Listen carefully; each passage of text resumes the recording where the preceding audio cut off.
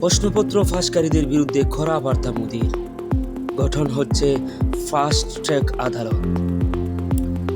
ভারতে প্রশ্নপত্র ফাঁসের ঘটনা নিয়ে কঠোর অবস্থান নিয়েছেন প্রধানমন্ত্রী নরেন্দ্র মোদি। সামাজিক যোগাযোগ মাধ্যম ফেসবুকে দেওয়া এক বার্তায় তিনি স্পষ্ট জানিয়েছেন, দেশের তরুণদের কল্যাণ ও ভবিষ্যতের চেয়ে গুরুত্বপূর্ণ আর কিছুই নয়। মোদি জানান, প্রশ্নপত্র ফাঁসের সঙ্গে জড়িতদের দ্রুত বিচার ও দৃষ্টান্তমূলক শাস্তি নিশ্চিত করতে সরকার ফাস্ট ট্র্যাক আদালত গঠনের সিদ্ধান্ত নিয়েছে। এ বিষয়ে সংশ্লিষ্ট মন্ত্রণালয়, বিভাগ ও কর্মকর্তাদের প্রয়োজনীয় সব ব্যবস্থা গ্রহণের নির্দেশও দেওয়া হয়েছে।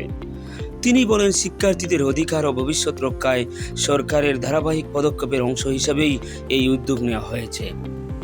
সরকারের লক্ষ্য হল শিক্ষা ব্যবস্থার প্রতি জনগণের আস্থা আরও শক্তিশালী করা এবং ভবিষ্যতে এ ধরনের অপরাধ কঠোরভাবে দমন করা। প্রধানমন্ত্রী আরও হুঁশিয়ারি দিয়ে বলেন, যারা দেশের তরুণ প্রজন্মের ভবিষ্যৎ নিয়ে ছিনিমিনি খেলতে চাইবে তাদের কাউকেই ছাড় দেওয়া হবে না। মোদি জোর দিয়ে বলেন, দেশের যুব সমাজের স্বার্থে এবং তাদের উজ্জ্বল ভবিষ্যতই সরকারের সর্বোচ্চ অগ্রাধিকার।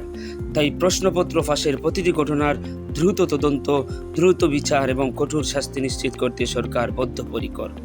প্রধানমন্ত্রীর এই ঘোষণার পর পরীক্ষার নিরাপত্তা জোরদারে সরকারের পরবর্তী পদক্ষেপ কী হবে সেদিকে এখন নজর সংশ্লিষ্ট মহলের।